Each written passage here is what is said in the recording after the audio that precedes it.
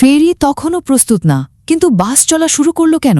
পদ্মায় বাস ডুবির ঘটনায় এবার তদন্ত রিপোর্ট নিয়ে বড় প্রশ্ন তুললেন সড়ক পরিবহন ও সেতুমন্ত্রী শেখ রবিউল আলম। মন্ত্রী বলছেন, বাসটি ঘাটে ঠিকভাবে দাঁড়িয়েছিল। ফেরি পুরোপুরি ল্যান্ড করার আগেই চালক হঠাৎ গাড়ি চালাতে শুরু করেন। এরপর নিয়ন্ত্রণ হারিয়ে বাসটি সোজা পদ্মা নদীতে পড়ে যায়। তদন্তে উঠে এসেছে, চালকের অদক্ষতা আর ত্রুটিযুক্ত যানবাহনই এই ভয়াবহ দুর্ঘটনার মূল কারণ। এদিকে নিহতদের পরিবার দাবি তুলেছে, পন্টুনের পাশে আরও উঁচু নিরাপত্তা বেষ্টনী দরকার ছিল। তবে মন্ত্রী জানিয়েছেন, পুরনো ডিজাইনে এমন বেষ্টনী রাখা হয়নি, কারণ গাড়ি সরাসরি ফেরিতে ওঠার কথা ছিল। সরকার এখন ৬০,০০০ চালককে প্রশিক্ষণের আওতায় আনার পরিকল্পনা করছে।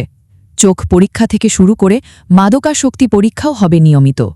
কিন্তু প্রশ্ন হচ্ছে, প্রতিটি দুর্ঘটনার পর শুধু তদন্ত আর পরিকল্পনা শুনলেই হবে, নাকি এবার সত্যিই সড়কে নিরাপত্তা ফিরবে?